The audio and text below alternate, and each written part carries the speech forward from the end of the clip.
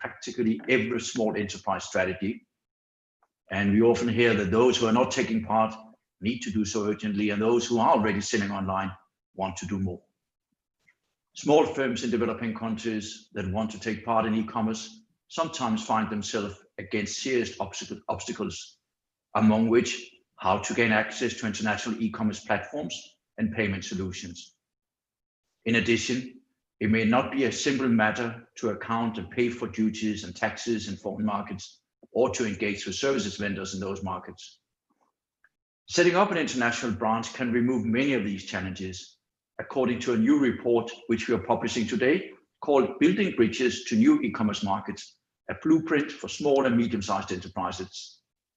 It's the first publication to guide entrepreneurs through this process, using clear steps and tips from business people who have followed this route. This ITC report shows entrepreneurs how to set up and possibly share an international business structure in Europe or United States so they can fully participate in e-commerce. A firm that creates a registered company in a foreign jurisdiction becomes, in effect, local. In other words, many of the challenges of being a foreign company should simply disappear. This is not to be confused with complex legal structures associated with offshore businesses, often accused of willfully reducing transparency of their business operations. Here, and for us, the goal is to increase transparency in international trade of small businesses, enabling the formal operation in international marketplaces while complying with requirements of taxes and other responsibilities, such as consumer protection. Our new report advises small entrepreneurs to answer 5 questions before deciding if and how to set up their e-commerce business abroad. The first question is whether an international branch is the right way to go. It might not be, as the investment and running costs can be high. Our report suggests, as a rule of thumb, that it might only make sense from around a turnover of 100,000 euros or a little bit more in dollars per year. We will explore these assumptions later in the discussion. Assuming that an analysis of the costs and benefits is positive, the question then becomes where to set up. In which market should the small entrepreneur focus? It's especially important to set up in or near the biggest target market. For some African entrepreneurs, the best choice might be the United States, for reasons we will discuss. In Europe, Estonia presents a very attractive option, as we will hear. Having decided on the market focus, then other questions are important to explore, including determining the best legal form, how to select the best distribution channels to be well represented in the market, and which payment methods can and need to be accessed. Going it alone can be tough and pose costs that may initially be beyond an individual entrepreneur. We therefore recommend 2 courses of action. As a first step, work with foreign-based partners who bring experience and access to e-commerce channels. This implies sharing the margins with a foreign partner and initially accepting that your brand may not appear prominently, but it may be a good starting point to learn about the market and how well your products sell on e-commerce. A second step could be to collaborate with other entrepreneurs in your home market, to set up an association or consortium or cooperative, which would allow you to share the costs of setting up a foreign business structure. This afternoon's discussion will explore these and related themes. We are fortunate enough to have a set of panelists with broad and complementary experience working with small entrepreneurs on issues related to cross-border business. Today's session is also the start of a process in which we will work with enterprises on the implications of cross-border e-commerce, with a follow-up workshop and the potential for individual coaching for selected participants. We hope that you will take this opportunity to raise the issues you have encountered and pose questions to us and our panelists, and continue to engage with us on this important topic through our online channels, including our networking platform, ecomconnect.org. ITC will continue to support the work of small enterprises and tackle these barriers at various levels.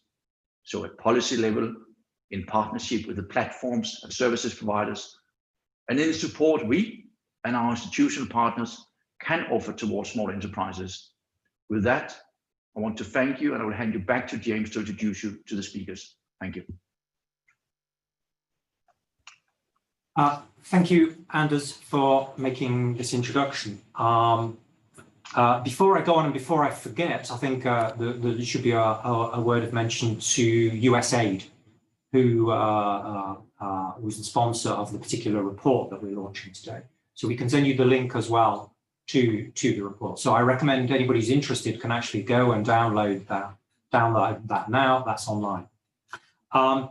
But to introduce the speakers, we have a panel of 5 experts for you, and they are located in different places this afternoon. From Gibraltar, Tunis, to Tallinn, and Artem is in. Artem, you can tell us where you're in. Ukraine, Kiev. You're in Kiev, yeah. We thought you were, but I couldn't be sure. Kiev, and Uygar, who's in London. Okay, so we'll begin. We'll go in that order. And Mohammed, let me introduce Mohammed Ezfi, who's a cross-border e-commerce and mobile technologies specialist. Samia Ben Abdallah, who will speak next, who is an entrepreneur and founder of Aeroe. Samia will be telling you about her business and its challenges, followed by Hannah Brown, who's head of content of the Estonian government's e-residency program. And we'll be hearing about that program and its relevance and how this can be one of the potential solutions. We'll be then hearing from Artem Sokol, who just briefly made an introduction, who's head of partnerships and affiliates in the CE region at Payoneer. And we'll hear about the payment solutions and related solutions that Payoneer addresses. And last but not least, we'll hear from Uygar Turantekin, who's the CEO and co-founder of Launchese, which is a service company based in London, has a lot of experience in this area. So without further ado, I'd like to bring on Mohammed, who should be switching on his mic. Yes. Camera. There we are. Done, James. Good afternoon, Mohammed. Good So afternoon. just to get us going, I know you've had a background in this for quite a few years. Just help us understand, first of all, Anders did the introduction and told us that this is important. It's a very blocking issue, and we see it's been quite popular with participants. But what is the issue here? What are we really talking about? Why can a small business from a developing country not list its products and services it likes, where it likes? For many people who are new, perhaps new to this, coming from the outside, they might see this as an easy thing to do. You can open up an e-commerce platform site and you can log on and start using it, apparently. But what are the real issues, and how is it different than companies who are based in developing countries than elsewhere in say Europe? What's the deal? What's going on? Thank you, James, and thank you everyone for the opportunity to share this moment with all of you. So to answer your question, it's a little bit of a complex issue, but we could say that what creates this reverse situation, that internet and e-commerce is supposed to open the borders, but then many entrepreneurs from developing countries cannot list their products or cannot access payment solutions. It's basically due to 2 main reasons. One is a compliance reason, which is anti-money laundering, anti-terrorism financing, and anti-traffic or whatever illegal activities there are. So these regulations are, if you want, differentiating between people who are residing in the developing countries, or mainly the OECD, which have an agreement of cooperation between them, and then countries that are outside the OECD. So that's the first, if you want, that's the first barrier that explains this problem. The second one is that it's a tax management issue. It's a fiscal issue. So every country, every zone wants to collect their sales tax, their import tax. So they have to structure and regulate. If you want to sell something in America, then you need to comply with the American tax rules. If you want to sell something in Europe, likewise. So these two together makes it a little bit complicated and sometimes impossible to list anything anywhere. So we just have to comply with these rules, and then e-commerce becomes accessible. So who does that most affect? What type of companies? Where are they? Where is the major pain being felt on this? Do you think? The main pain is for countries that are, for entrepreneurs that are in countries that are not part of large trade unions. And mainly the biggest block that unites, let's say, the countries that are sharing fiscal and other information communications, it's the OECD, the organization of, I forgot what is the acronym for OECD. So any country that is outside of the OECD will suffer this this compartmentalization of e-commerce. Organization for Economic Cooperation and Development. Okay. Yes. Doesn't matter. Thank you very much. Yeah, I think so generally the shorthand, the wealthy, the rich countries. Exactly. It's about 30 countries where you can do e-commerce instantly. You can access almost every service. But outside of this group of 30 countries, if you're outside of these countries, then everything is difficult to access. So, but okay, anticipating a little bit the rest of our debate, and I know we'll be coming back to you on this, and we'll be looking at it in some more depth with you, as Anders introduced after this. But what kind of solutions are available to this? So this is a problem. OECD, outside of OECD countries, you've got mainly about issues of compliance and concerns about money laundering or even terrorism and so on, and also just the more straightforward, apparently, issues of taxes and sales taxes and duties. So comply. But what solutions are available? What are entrepreneurs perhaps doing now, and what choices are open to them? So, and this discussion actually has been going on. If you remember, James, we started talking about this almost 5 years ago. So initially, what we were talking about was how can marketplaces in developing countries open branches in developing countries, and it didn't happen. So Amazon or the others are not opening branches fast enough in Africa or fast enough in Southeast Asia. And now the discussion is I think a much better one for entrepreneurs, is that how can we get the entrepreneurs to join the jurisdiction of those players? Meaning that if you're in Ghana, we don't wait for these groups to come to Ghana, but you as a Ghanaian entrepreneur, you register a company in the US, you register a company in America, in the UK, or in Estonia, and you come to the jurisdiction of the e-commerce players. And I think this is the main solution, James, is that entrepreneurs now today can easily form companies in about 24 jurisdictions around the world, where they can become legally, fiscally, and commercially active in that zone. Right.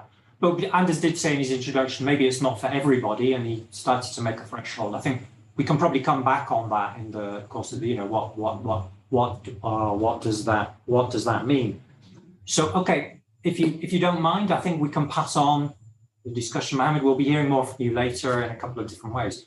So what I'd like to do is hand over, perhaps, I mean, if you would like to join in the discussion, Mohammed, with Samia. Now, let me introduce Samia Ben Abdallah, who is an entrepreneur based in Tunis. Hi, everyone. Thank you for this opportunity. Thank you, Samia. So tell us about your experiences in this respect. Okay, so I will share my, do you see my computer? It's there, we see it, yeah? Okay. Yeah, fine. So I am Samia Ben Abdallah. I am the founder of Aeroe. I am also architect. I am doing Aeroe since 3 years now. Aeroe means architect with artisan, which is a mix of architectural heritage with local know-how and innovation. I collaborate with many artisans, and I am doing B2C and direct to consumer, and also B2B distribution. I am selling bags, accessories, and perfumes. I collaborate with 3 concept stores in Tunis and 2 shopping centers in Tunisia. I am doing export via e-commerce to France, Kuwait, and Saudi Arabia. When I export to Europe for e-commerce, I meet many challenges. First, it's a complex procedure of export. So I have to ask for export permit, and then I wait for a compliance check from the duty to obtain a title of expert. It's named in France, in French, titre d'export. It's an export certificate. Then for the payment, it's also another story. To avoid delays, I need to send first an invoice to my bank to deal for the transferring. Because the international banks restrict transfer to Tunisia, and the central bank need to control the compliance of the payment. So this makes all difficult for the capacity to scale volume or to have cash flow to pay suppliers, or also to have trust and with buyers and partners, because we have to also do a letter of credit named lettre de crédit in French to be sure to be paid, because we don't know our customers. So it's a very lot of things to do before to send products and to be paid. So there is another point about the logistics cost. The shipping can cost more expensive than the product itself. I take an example. I take the example of a ring which costs 13 euro. The cost of the shipping will be also 30 euro. So it's very, very expensive. And we don't have access to fulfillment service in Europe or US because we don't have the payment solution and the legal aspect for these services. And then for the management of the returns, if I have a return from Europe, I will demand a refund permission from the central bank for each product sent to Europe. And I will have additional fees for the logistic return. So it's very, very tough.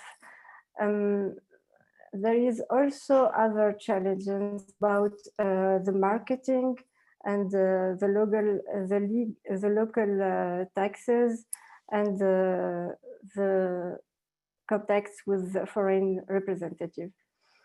So, so we thought that foreign structure is a solution because it allows access to target market favorite payment solution and the fulfillment and storage services, and to manage also the retail.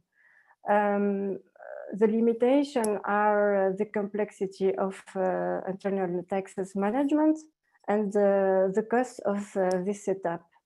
So mutualization of the small enterprise will be the solution for sharing logistic costs and payment solution, the legal aspect, and the marketing and efforts optimization, which is very, very important, and the access to the financial support, such as CEPEX for the consortium. Thanks for your attention.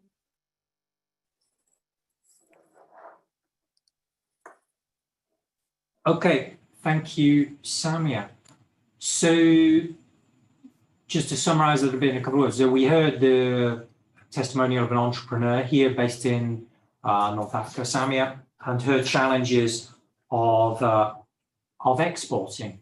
And of course, they were not all to do with e-commerce. Some of those issues pre-exist e-commerce, but e-commerce makes this more urgent to solve, I think.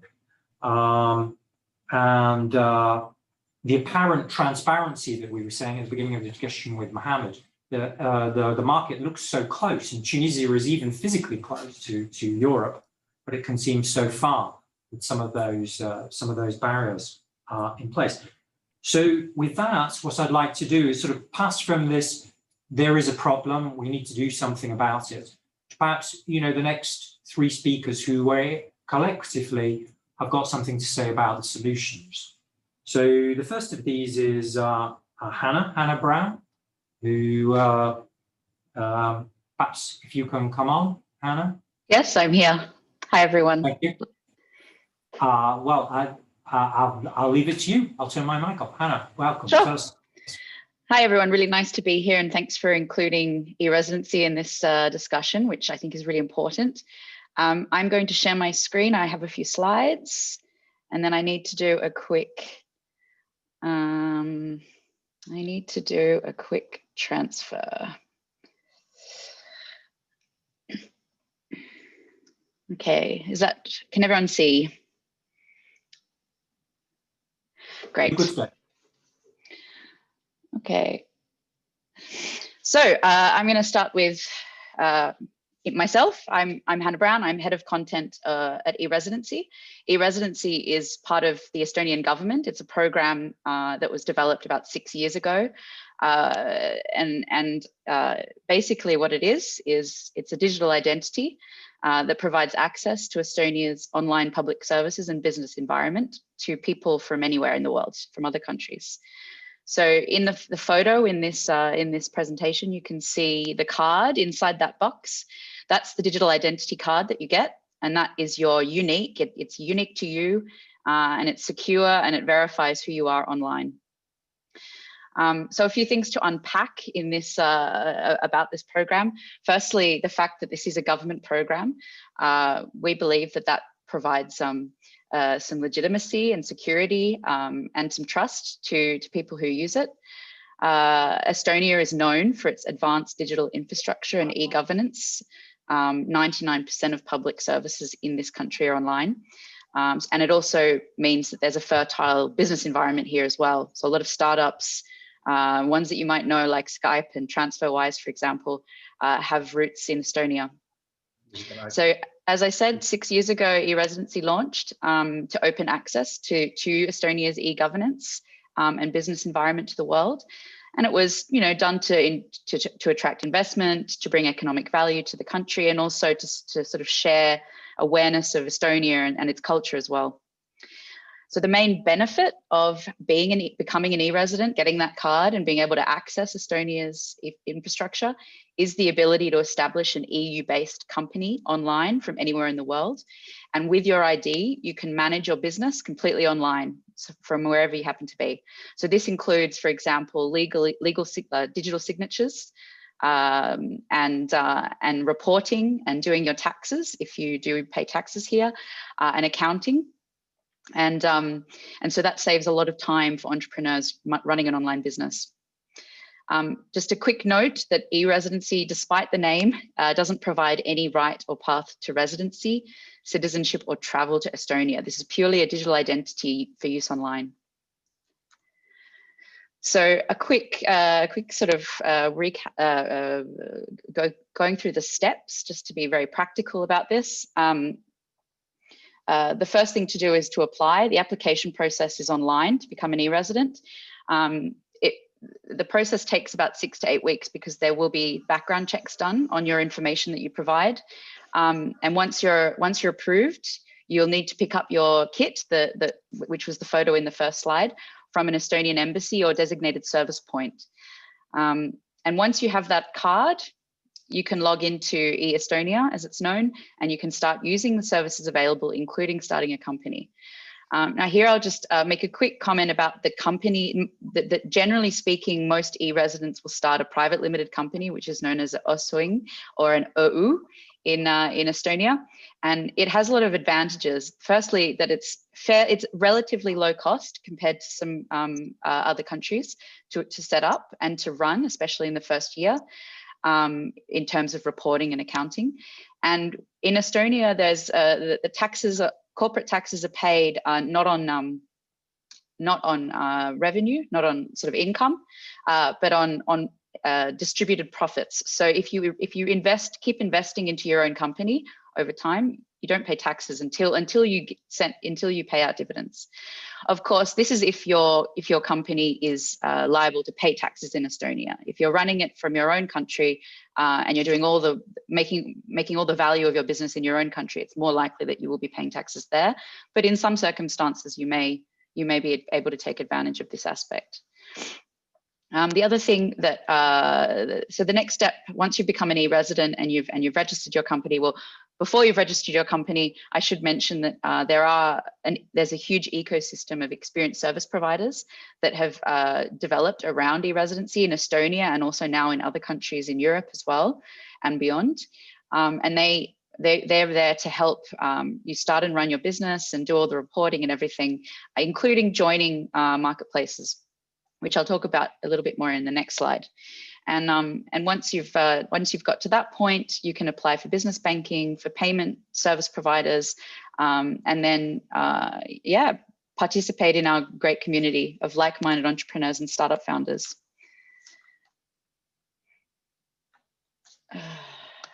Why is it not working? There we go. So on the topic specifically of e-commerce, there are some opportunities for e-residency, and as we've heard already, we know that access to e-commerce marketplaces is a big challenge for many entrepreneurs, particularly in these countries outside the OECD. So having an Estonian company means you have a company registered in the EU. It's backed by the government. You have a verified online identity. The system is secure. Your business will be very transparently open to public, and so marketplaces can see that it is a real entity and exists online. And you also have you most likely have a service provider who will be helping you add a layer of accountability and everything. Sí, una exposición. ¿Cómo se llama? Sorry, can I just continue with? Hannah, continue. I think somebody just put their mic on by accident. We're muting them.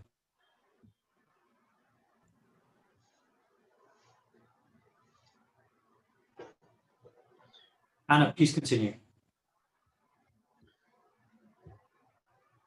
Sorry, I had to unmute. I'll just quickly recap. So you've got an Estonian company, means you have an EU company. It's backed by the government, and it comes with a whole lot of benefits around that, including for some that you can get access to these e-commerce platforms like Amazon, like Shopify, and the payment providers like Stripe and PayPal. And that means that starting a company in Estonia can help with access for e-commerce entrepreneurs.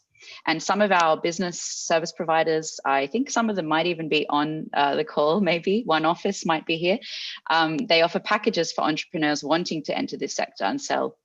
And we know of successful cases particularly in Eastern Europe, and not necessarily in the European Union, in the countries around the European Union in the East, Central Asia, a few in North Africa, that have been successful in using this approach. But I will say that it's not a silver bullet, e-residency. There are some limitations. And to be completely open and transparent, so far most of our e-commerce e-residents are located in Europe or other countries already allowed by the marketplaces, so these OECD countries we were talking about before. And so the ones that have been successful in countries outside this trade bloc are the exception rather than the rule. And this is for a few reasons. Number one is problems of our own doing, of our own service, which is mainly access to e-residency. It's a government issued ID card, so it needs to be picked up in person at an Estonian embassy. Your identity needs to be verified and your fingerprints taken. Estonia is a really small country with a limited embassy network, so there are gaps. We don't have so many card pickup locations in Africa. We have none in Latin America at the moment or in Southeast Asia. So this means that we also haven't had a chance to sort of partner and educate service providers in our network to serve these regions as well. And then an additional problem is, unfortunately, some of the big marketplaces, they don't understand e-residency, and so they might still exclude entrepreneurs due to where they're from rather than where their company is based. In our experience, there's little sense to this. It seems to really depend on who actually takes your marketplace application and how much they know about e-residency or not. So, for example, I know of one e-resident from Belarus, and she's been an e-resident for about 2 years, successfully selling jewelry using PayPal as a payment provider. But only recently has her PayPal account been closed, and she wasn't given any reason or any notification or anything. It was just closed. So, so this seems to be quite a common occurrence, and something that we are really trying to fix by talking to these marketplace members and trying to get a mutually beneficial solution. And of course, as Samia mentioned and has also been mentioned before, there are other challenges that e-residency doesn't necessarily solve in and of itself. So things like VAT registration in multiple European countries, IBAN discrimination. So IBAN is your international bank number that you'll get for your company. And there's currently no Estonian fintechs that use an Estonian, sorry, there's no fintechs that use an Estonian IBAN number, and that can be difficult for when you have a company that's Estonian, but you don't have an Estonian IBAN number. And also this this issue of double taxation and accounting. You will need to do probably double accounting in your own country and in Estonia if you have an Estonian company. So just to finish off, I've got a slide. I've got a slide with some numbers. So since our inception in 2014, there's been over 72,000 e-residents who've created over 14,000 companies from 170 plus countries around the world.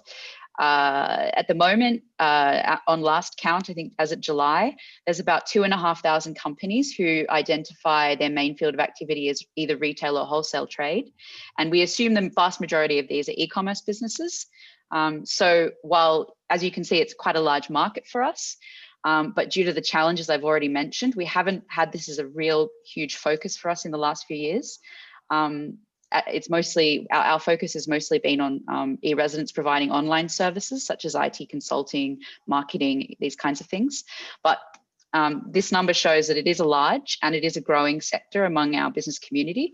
So it's one we are putting more resources and research into how we can be a solution. So I'll stop there and stop sharing my screen. Thanks, James. Thank you. That was great. I think it was very clear, and thank you, but I'm sure it generates lots of questions. I think there was a little bit of chat going on in the background there that we can come back to. I should say a word about the chat. I think it's great that you guys are networking with one another and saying hello and so on.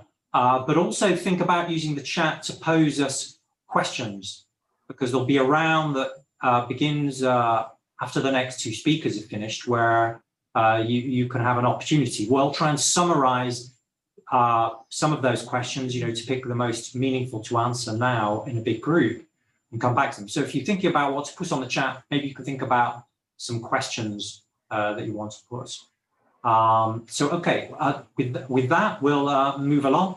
The next speaker is Artem Sokol from Payoneer.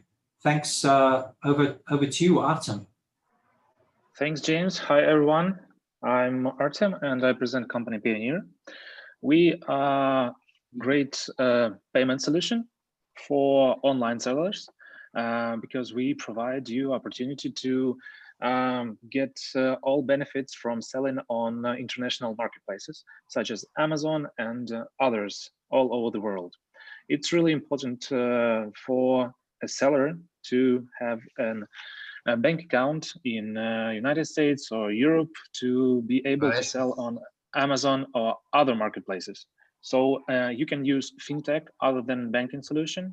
It's easy. You can register online. You don't have to go anywhere to Europe or to United States to have this solution.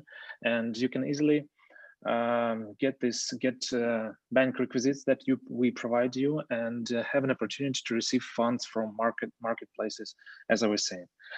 It's fast, it's simple, it's cost effective, because with our fees, we take less than fees from SWIFT or some banks. So you also have an opportunity to save money here. You can also pay taxes or VAT in Europe as it's needed, and as your service providers can tell you. It's also very easy to do via Payoneer, because you don't have to pay extra on currency exchange. As we see, a lot of sellers in Europe lost up to 5% of their profit of their turnover due to paying VAT, due to currency exchange and paying VAT. And it's really simple inside the Payoneer account. Doesn't matter what currency do you have on your balance. Yeah, and if you need to pay it VAT in British pounds or in euro, you can just change it fast and pay your taxes. Plus, as a lot of payment platforms and Payoneer also, we provide a simple one-shop solution, where a shop manager, where you can connect all your stores on all different marketplaces to just one place in your Payoneer account, and manage all your receiving payments or going out payments in one place, in one Payoneer account.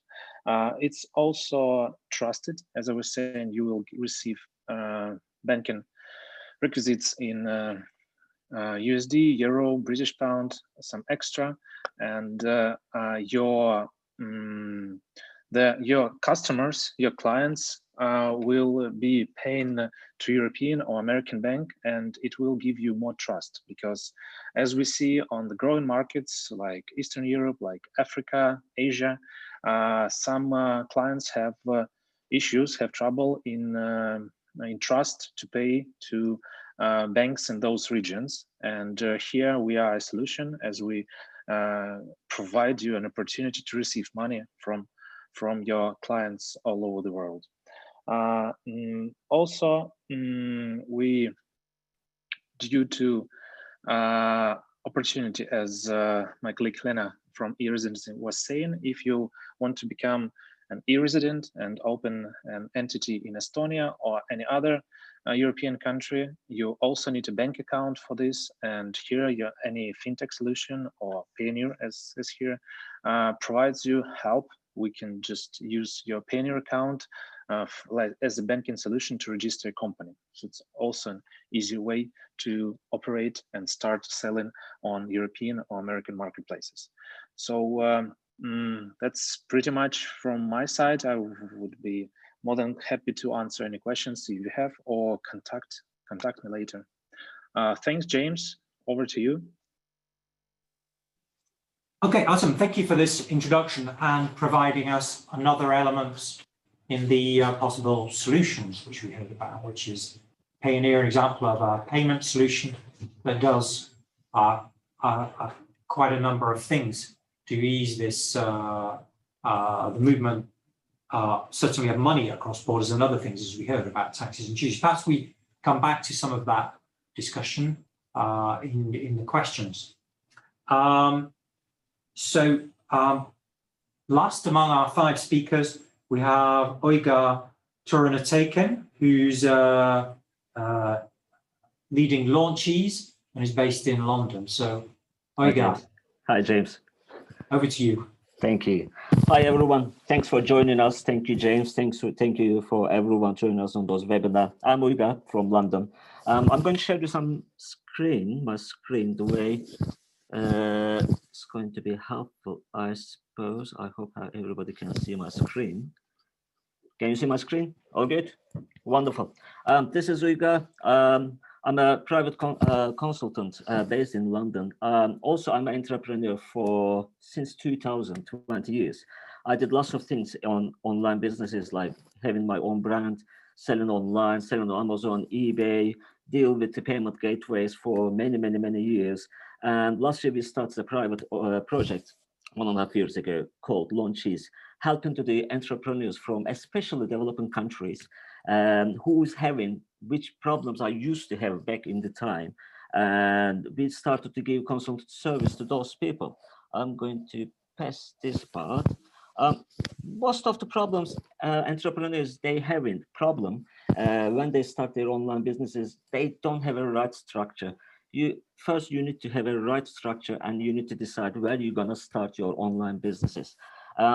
Which we always recommend is, first, you need to create a legal entity. It could be in Europe, UK, United States. As other panelists, they mentioned, you need an entity in Europe or UK or United States. We recommend that. That's why, because you will need a payment processor, you will need a business bank account, and you will need a solution for that. And I know it's not fair, but if you are coming from the developing countries, there's always huge challenges, especially on international structure and payment gateways wise. That's what we're doing, is we are in the middle. We try to train the entrepreneurs how to deal with the problems they might face with the payment gateways, especially with PSP, I would say Stripe, PayPal, and opening business bank accounts in in the current country. So we are trying to help in these stages. What you need, first, you need a legal entity. You need to focus where you're going to be located. It could be Europe, United States, or United Kingdom. I'm good with United Kingdom structure because I live here. I know the rules, and I believe the bureaucracy is pretty fast and painless in United Kingdom. So to deal with the payment gateways, you will definitely need an entity in those continents. After that, we were talking with Samya a lot. You need a location. Most of you, we are working with the developing countries, especially from Africa, Asia, a lot, and I know their problems. Then one of the major problem is how I'm going to ship my orders if I sell something online. This is one of the most common questions. If you ship from your own country, the first thing is it takes ages. It takes so long. The transportation, the channels, the communication is not fast as much as what we have here. So you definitely need a fulfillment center in Europe or United States, wherever you would like to see, you would like to send your products. You don't need to send a full container of products. You need to, you can cooperate. We have some really good examples. People in their country, they gather 5-6 sellers. They put all their products in 1 box, 2 box, etc., and ship it to the fulfillment center in Europe. And once you sell, the fulfillment center is going to ship your product to your customer. The advantage is they're going to ship fast. You won't need to bother with the export import rules. Obviously, when you ship those products from your own country, you're going to deal once, but you don't need to deal every single time. And after that, the other important thing is returns. People in different countries out of Europe, they sell in Europe, but customers, they would like to return. And obviously, they don't want to ship that product to another country out of continent. If having a fulfillment center in Europe is going to give you that opportunity, because once your customer sees that they can easily return the products in somewhere in Europe, they will most likely they will prefer to buy your products. And the third step, what we help into customers, and I will always recommend, is getting the right financial tools. The money is the most important part of this business. We all know that. And we always having some problems, especially if you are coming from the developing country. The first problem you're going to face when you open a Stripe account, they ask you where you live, provide address proof, provide this and that. They think if you have the overseas companies, we were talking with Hannah about that in the last week's conversation, they think you're a shell company, you money laundering and etc. You don't do that. You just want to survive and you would like to expand your brand to the Europe. They need to do their job. You need to do your part as well, and you need to play the game according what they require. This is our job. We are in the between. We advise customers what to do that. So deal with PayPal, Stripe, Pioneer. Pioneer is one of our partners. We work very closely with them, and they helping a lot to our users. And anyone we recommend to open accounts, I really appreciate their help. And also we are partner with some business bankings. To open a business bank in United Kingdom, extremely difficult if you go to the traditional ways. But we have something called fintech, and it is very growing here. And I believe London is one of the most important center of fintech. We work very close with some online business banks. I'm not going to mention their name here, but those people, they help you to open your business bank account. in the United Kingdom, and they provide you cards, and they provide you help about international transfer, money, etc. Once you have those tools, now you have enough articles, you have enough weapons to fight back to the payment gateways, because what they want to see that you are serious about what you're doing, you are serious about your business. When you sell something, you are not going to disappear in 14 days before the customer claims the chargeback or something like that. They just want to see you are serious about what you're doing. And the last one I will like to recommend, and we help our users, customers to get, is a customer number. If you are selling in UK, you need to have a UK number, and somebody has to answer that. There are thousands of companies, they give that kind of services. Customers in Europe, they would like to get a perfect customer service from wherever they do shopping. They would like to call, they would like to send email. So there are lots of tiny details you need to show on your website. You need to prove those people how perfect customer support you're giving. Those are the main essentials I would always recommend if you would like to start your online businesses. I mean, there are thousands of different details. One day we can talk with Hannah to you guys. I mean, there are lots of tiny details, but I'm sure you're aware of. Most important thing is decide your entity, what it's going to be. Get your payment gateways, bank account, PayPal, etc. Never ever use your local bank account when you open payment gateways. They don't like that eventually. They would like to see a right structure. Once you have everything in that place, the Economies is the feature, and I'm sure you will be extremely successful. If you have any questions after the during the panel, I'm happy to answer. There we go. Thanks for that. So we see from this testimonial that Uygar and his company are offering service and advisory and solutions to put some of these things together, solve the problem. So that brings us back round to the beginning of the discussion. So we've seen that this is an issue. It blocks out many willing and capable entrepreneurs from outside OECD countries. We've seen the testimonial of Samia about this and other related difficulties that are stacked against entrepreneurs from developing countries. We heard from Hannah about the Estonian e-residency program and the service supplies that surround that. Artem and Payoneer as a solution for making and receiving payments and handling other issues such as taxation, and we heard, or registering a company, that these things are connected. And finally, we heard from Uygar about his company's activities and sticking it and gluing that all together. But now I'd like to enter a phase of questions, and to get it going, I'll come back to the beginning to Mohammed. And ask Mohammed if you have any comments on these issues. But you know, I want to hear. We picked up a bit of this, I think, most clearly from Hannah's presentation, perhaps, that entrepreneurs in some of these channels and not in all of them seem to be subject to arbitrary treatment, or it looks that way, being closed out when they've set up these accounts. That there appears to be some difficulty there. What do you think is going on here? These solutions sound very attractive that we've heard from Hannah and Artem and Uygar at the end, but it does seem, as Hannah was actually alluding to, some difficulties. What's going on here? Is this a big issue? What do we need to be thinking about? Hopefully you're still there, Mohammed. Yes, I am there. Thank you, James.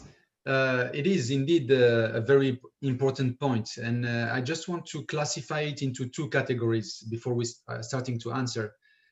One is that when you sell services or digital goods, you have less of this problem. As you can see, you can actually, there is in the European Union, there is the MOS system, the online common VAT system, where you can register as an African entrepreneur, Asian entrepreneur, and then you can open a Payoneer account and you get a European VAT number very quickly, and then you go on with your business. So for services and digital goods, it's much easier to benefit from international structures. So I think this part is important to highlight. Now, when you have physical goods, that's where the things become a little bit more complicated. And what happened, James, is that legally speaking, the regulators, like for example, the Financial Conduct Authority in the UK, they allow foreigners to form a UK company and own it 100%. And likewise in the US. So you're allowed to be 100% foreign owner of a local company. So technically speaking, even the anti-money laundering laws, they allow non-residents to use a given company in a given jurisdiction to do business. So it's not illegal, it's not discouraged, it is authorized. Now what happens is that it is up to services providers to set their due diligence and compliance rules. And here we have two groups. We have, I think, future forward looking service providers like Pioneer, like the Estonia e-residency, that are looking forward into onboarding this new kind of entrepreneurs that are using companies in the US and the UK. And then you have another group, which is like fearing them. So it's really about fear. They fear what happens if I cannot go locally after them. What happens if they sell something, it was supposed to be a carpet and inside there was cocaine or something.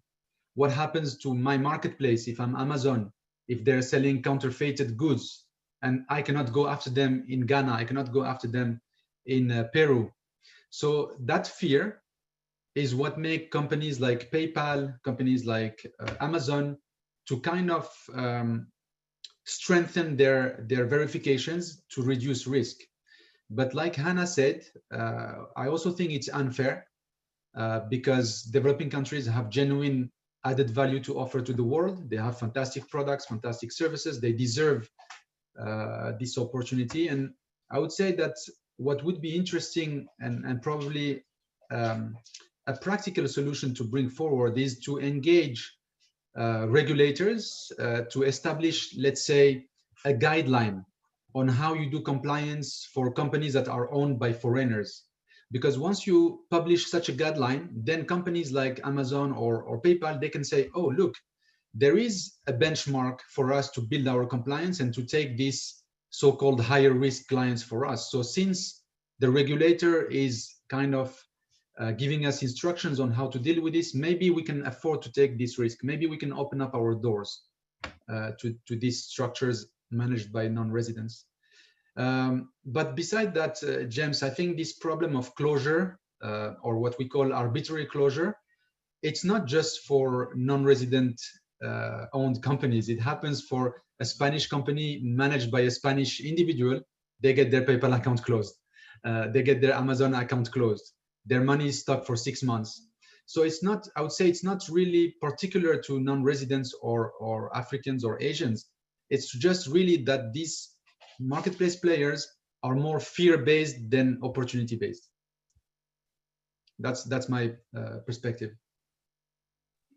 Right, so an interesting discussion to take forward because it depends who you're listening to that. So we are obviously, the community on today is strongly, although perhaps not all, entrepreneurs. So we like the sound of this forward thinking and forward looking and dynamic and easy in trade, but the converse is not easy to dismiss, is it? Because drug trafficking, money laundering, terrorism, those are also valid concerns that need to be answered to. So I think what you're talking about is a sensitive debate that we have to have and look at what the sensible solutions are put in place to manage risk. And that's perhaps a bit above the heads of a lot of the entrepreneurs who may be simply looking for a solution.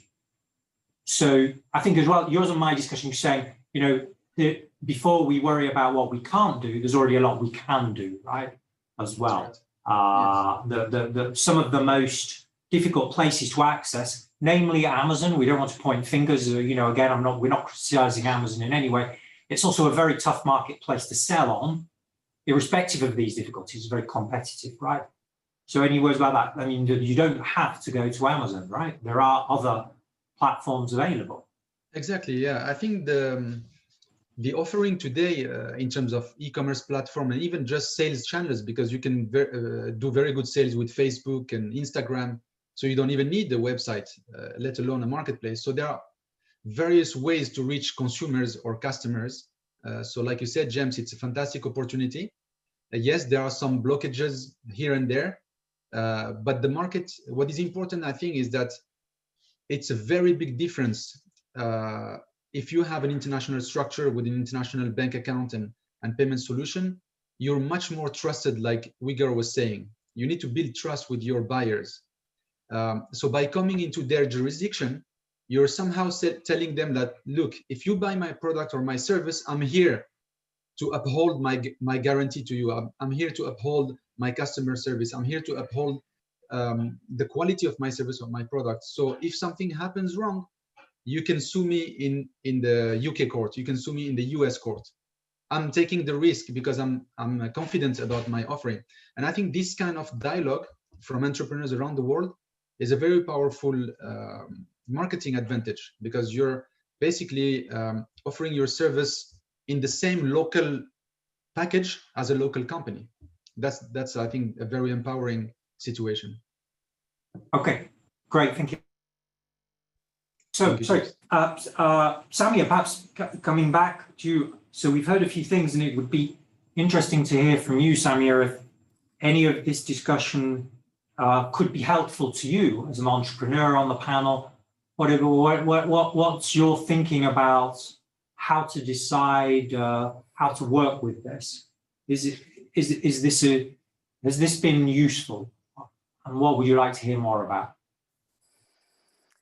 I think that, like Mohammed said, and also Uygar and Artem, the solution is really in the payment, because, like said Mohammed, we can do direct to consumer through Instagram or Facebook or whatever social media, and the final barrier to the end of the operation is the payment, and the consumer need a payment in which he trusts, like PayPal, like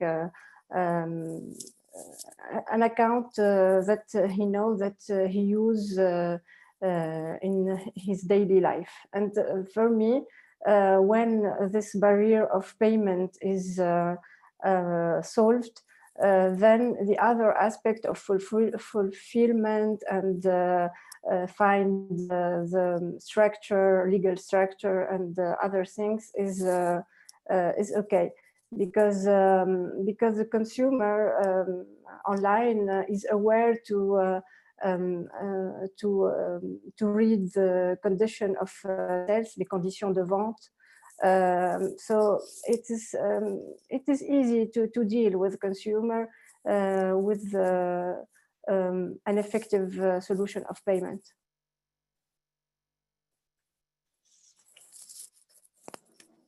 Thanks. So we can move on, and we'll perhaps come back to payment later. So Hannah, I think there've been a number of questions. I think you created some excitement in the chat. We'll pick up some of those questions, but I saw, for instance, there was one about so along the sense, where is this going? What those barriers that you were talking about? What do you see as being the next steps in the Estonian e-residency program? Sure. So as I mentioned, this is a big sector for us, but it's not a sector that so far we have put a lot of our focus on, because as Mohammed mentioned, the digital services, digital products is much easier. And we are a fairly young government startup, as we call ourselves. So we're sort of entering our next phase now, and our next strategy now for the next few years. So the first thing we want to do is we want to fix the barriers that we create. And so we want to fix the barriers that we've created ourselves. So this involves getting more pickup points. I really hoped that I could have announced something today about new pickup points, but I couldn't because it hasn't quite been published. But I know that there was a specific question from someone about Latin America, and let's just say, watch this space in the next few days. The end of that spectrum is actually we are researching how we can like reduce the need for the card altogether. So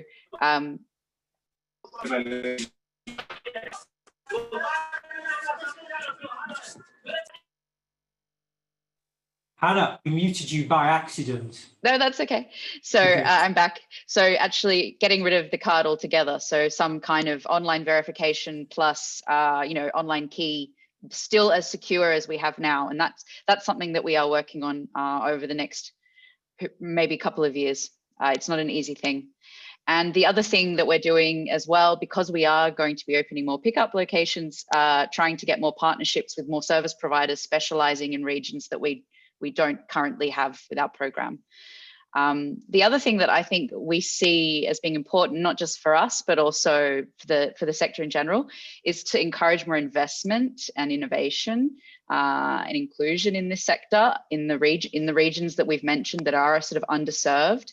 I was happy to see last week that Stripes announced they've bought a payment providing business in Africa, which hopefully means that there'll be more open use of payment providers in that region. And yeah, we just want to see more of this. I know that in Latin America, and particularly in Brazil, there's a hugely burgeoning fintech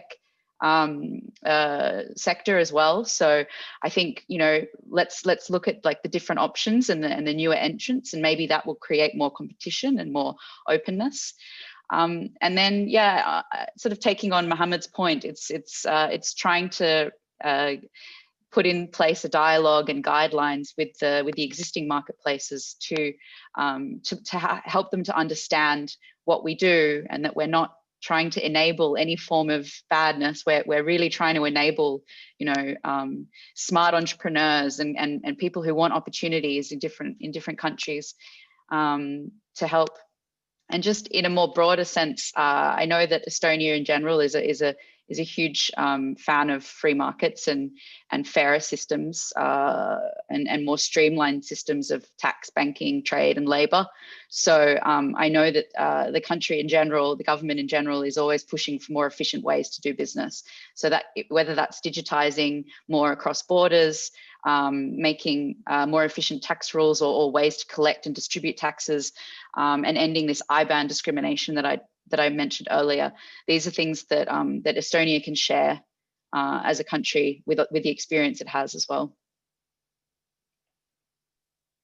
Thanks for that. That's great. So the future is positive, and we almost heard about it. Yeah, I'm sorry. No, that's great. Well, anyway, our discussion doesn't stop today, so I'm sure there'll be another occasion to give us good news. Great. So let's come on to Artem, and perhaps reflect that for the similar question to you from Payoneer's point of view. How do you see the future of this? Well, is there anything that you're working on in terms of payment solutions? How do you see payment solutions in regions like Africa? Are you there? Yes, James, thanks for the question. Yeah, we are, as a Payoneer company, working on providing more product solutions, more opportunities. Because Payoneer, when it was founded in 2005, the main idea that a person who provides services or makes goods in one part of the world can provide those services or sell those goods to another person, a company in another part of the world, and get paid for it easily and fast without any obstacles. So from 2005, we've been working on a lot of products, and we are here as we are with 5 million customers around the world, with more than 5,000 partnerships around the world, with a lot of banks around the world. And our next step is going to be making online e-commerce, online selling more useful, easily. And we're working on solution for an opportunity for sellers to receive money from individuals, not only from B2B or from platforms. So when you, in future, especially in Africa and other growing regions, when you want a one-box solution for making an online store. You just create your store on the web. You get Payoneer account, and you can receive money from all over the world and send money to all over the world. So that's the solution we are working on, and I think it's going to be available soon on every market. And we, of course, open to any country, any seller to help, to provide support, to provide information. We are happy that we have a lot of partners in service providers, like here on seminar also. So just use Payoneer, ask for service providers for any services that you need, for registration, for taxication, for paying taxes, and make it legal. Solution is out there. You just need to reach to it and find. You will find it. So don't be afraid, as Mohammed said. Just don't have this fear. You can manage your store. You can do anything, and you can sell online. You can get paid fast, and it can be totally legal to do this service. Thanks, James. Thanks, Atom. So we will now just come to Uygar one last time, and we'll try and address a couple of these questions that have come through the chat. So perhaps briefly, Uygar. So we've heard now these different solutions and the problems encountered. I mean, you help small companies, but what can you say? Why are some successful at this and others not?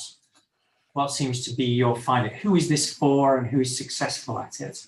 I mean, with my experience, which we are working with lots of people from small companies in different developing countries, you need a structure. They don't decide what they're going to do at the beginning. One of the common problem I see that they started to sell online already, even without having a company.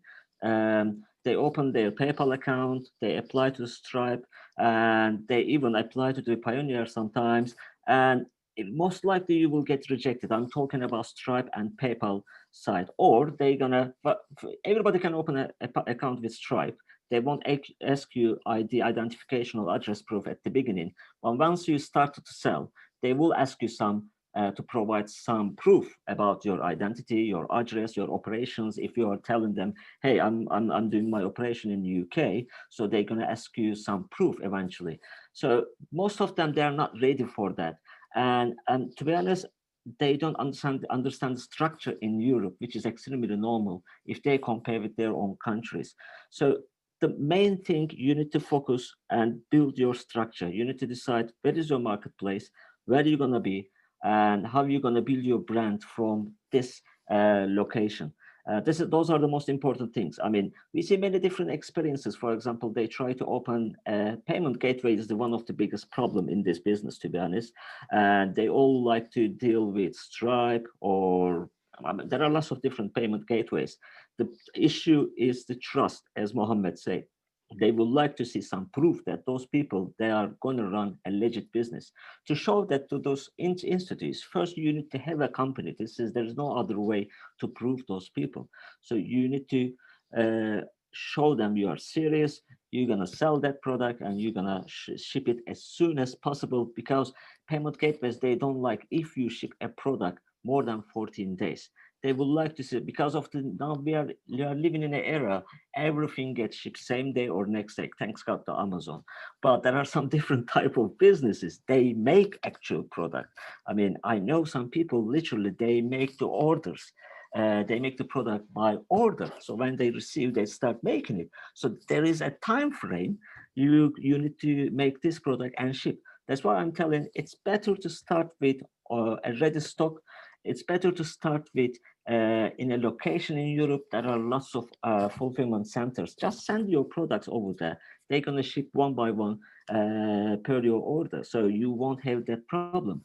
Till your payment gateway warms up, we call it.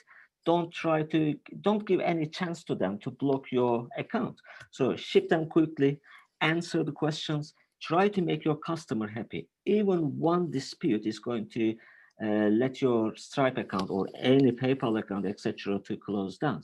So at the beginning, you need to be extremely successful and focus what you're doing. Customer support is the key, and shipping the products fast and make them happy as soon as possible. And even if they would like to return, they need to be able to return in address where you sell it. It could be Europe, UK, US, etc. And those are the main keys they need to be extremely focused. Once you do that, you will see that the doors are opening. They will see some sales, and they will see your website is extremely professional. Your products are amazing. Everybody is happy. Once you have that entity and setup structure set up already, so you won't have that much problems. Okay, that's great. Thank you for that, Uygar. So we're approaching the end of our planned time here. So people who have to go may have to go, and that's too bad. For those of you who can wait just a couple of minutes, maybe we can address a couple of the questions that come through.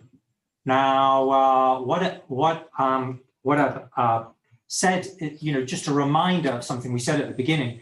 This is the beginning of a process. We're going to plan another workshop in the next few weeks, so not in the distant future, in the next few weeks, which will be more practical. It will be addressed as an entrepreneur audience, and it will go down on some of these details. And we'll need to prepare it. We'll need some of your questions. We'll be reaching out to you in the weeks that come. And so some of these questions that are not answered today can be answered when we have that practical workshop online. So do follow that, do register for that. As we say, that's a process that we may continue on with in particular supported by Mohammed. But I just wanted to perhaps reflect a couple of the questions that have come through at this stage. We had a general question which we could start with, which said, is building an effective bridge between local economies and international markets via local and big platforms at the international level enough for economic growth? So I think, the question is about how can e-commerce be made more inclusive? Is there a good way of linking local markets, I think probably in this sense, local platforms and international platforms? Does anybody have a comment?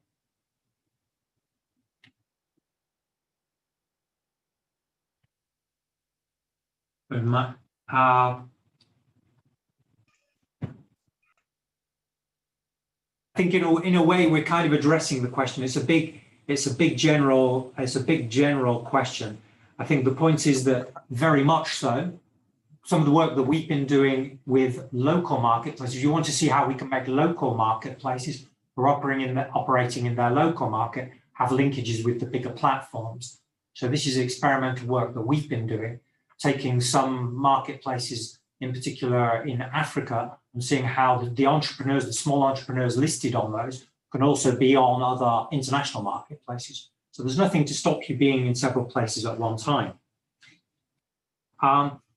We also had a more specific question from somebody working in travel and tourism sector who provides a marketplace for locals to sell their activities on the platform. And the question is, how can they go forward with opening these kinds of payment gateways? What are the practical next steps? Perhaps, somebody want to answer that, which is so getting a payment gateway when you're working locally.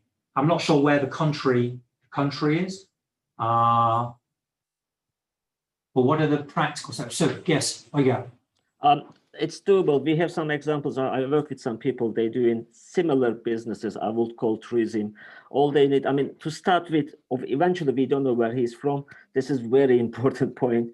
But again, he'll need, we have some examples. They set up the infrastructure, the company in UK, and they're from Morocco, and they do travel agency services. They sell that kind of packages and the local products, services. We help them to get a payment gateway. I cannot promise Stripe is going to accept that kind of stuff, because when you're a travel agent, Stripe can react a bit weirdly sometimes.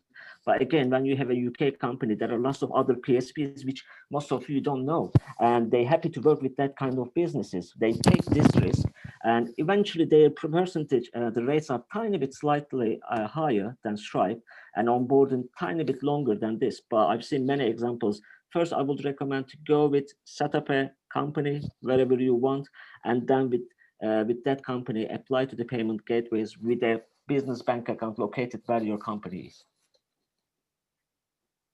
Anna. Yeah, I just want to add as well that just be aware that for tourism sector companies in Europe, you might need to get a license, which can add some costs to that business. So make sure that you look into that as well. Yeah.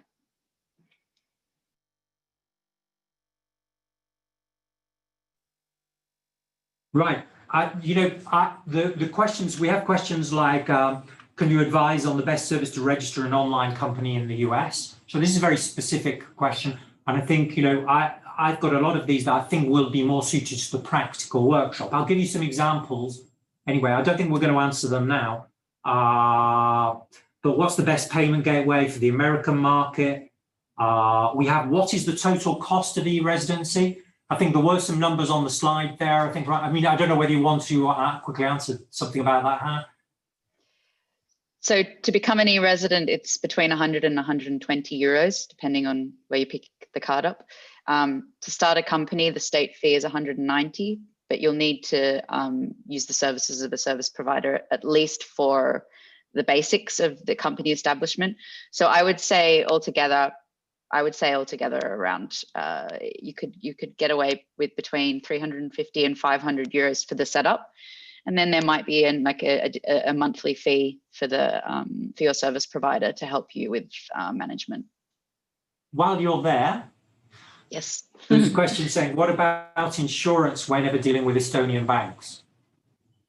Is that necessary? This isn't a question for me, I don't think. I think this is a question for a service provider or a bank itself. I will say I did see someone else asked about the banking question as well, and I didn't really cover it in my presentation. So if you have a company in Estonia, you don't have to have an Estonian bank account, like a traditional bank account from Estonia. You can use a fintech or another bank in the European Economic Area. So that includes the European Union and some of the countries, like Switzerland and Norway, etc. So you can't use banks from outside that area, but you can use business banking accounts and fintechs that are based there. And then on the insurance question, yeah, that's probably more of a question for the service provider. There's a question that just popped up there. When will we hear about the new workshop? Yes, we will send you details of that and how to apply for it. We'll have to see how many people we have interested, about how many is reasonable to have in such a workshop. So there may be some degree of selection. We haven't decided that. It depends how many applications that we get for this. But we want to try and accommodate as many people as possible for the follow-up session. We'll see.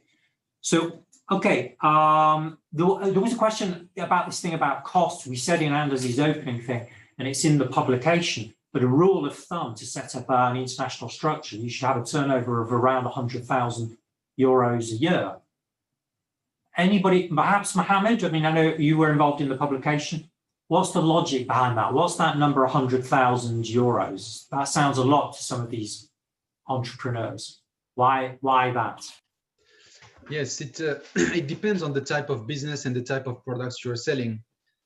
So by rule of thumb, if you're selling a physical product and for you to break even from the cost of setting up a company, yes, then you need to do at least, let's say, $50,000 sales a year. So that's whatever you invest, because when you have a physical product, especially food, you may need the FDA registration certificate in the US. You may pay someone for the labeling, some legal advice, some accounting costs. So all together, for a food business especially, it's very costly. It could cost between $10,000 to $20,000 for the first year of setup. So if that's the case, then if you're not going to make $100,000 sales a year, it will not justify this investment. But beside the food and heavy and low value products, the other businesses, I think they can start with as low as $2,000, maybe $5,000. You can already start your business, and you don't have to do $100,000 to justify it. I saw many clients or many people doing just $20,000 sales a year. Sometimes they don't do any sale the first year. It will pick up on the second year. So beside food or regulated services or products, the threshold is much lower, James. Okay. And services, I mean, we said there was a discussion about service, you know, and digital products being lower friction, right? Yeah, in this context, services is like the low-hanging fruit. It's the lowest risk, the lowest cost. Everything is digitalized, so it's almost like there is no question as is it beneficial for me? It is, because you will not suffer many of those barriers that physical goods will have. So I would say, yeah, services, even if you have just few clients to start with, it usually justifies the setup cost. Okay, so thanks a lot. If does anybody want to make any additional?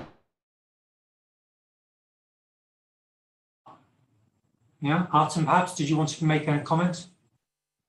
I know, just would like to add that if you do services online, it's also great and easy, and it's with fintech you can get easy payment and very fast, because from like our platform, you just can send to your client an invoice and he can pay it with a credit card. So it's really easy and really fast. And if you want to maybe think about doing more e-commerce, and probably I would suggest to follow advice of Mohammed, try from probably digital services that's less hard and easy to implement and easy to use and to receive money. So that's also a nice advice where to start from. Okay, great, thanks. Anybody wish to make any closing comments? Okay, so with that, I'd like to thank you all. I think there were a few tips given here that should push you in the right direction.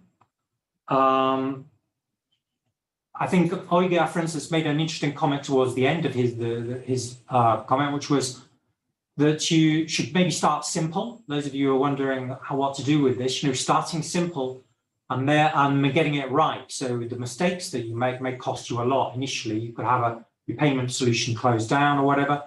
So I think there's a majority of entrepreneurs here. We've talked about the difficulties, but I think among a community of entrepreneurs, it shouldn't be the difficulties that hold us back. It should be the opportunities that drive us. So there's more things you can do with this and you can't do with this. So that's an important message. Keep it simple. Look at what's happening. Look about these possibilities. The world is definitely getting smaller. I think that's a great cliche. These solutions, as we heard, have got exciting potential. We heard about the future nearly happening here online, and more of it to come. So we'll be in touch with you. We'll send you some details after this session. We'll send you a link to our publication, a little bit of a summary about what's gone on, an invitation to the next session, and we invite you to join the platform, econconnect.org platform, which we launched this year. We have 3,000 members on there. There's a growing group there, planned activities for next year and so on. We hope that that becomes the heart of the community to address this and other problems. And with that, I wish you a great day. Thanks for joining us. Bye. Thanks. Thank you all. Bye. Bye, everyone.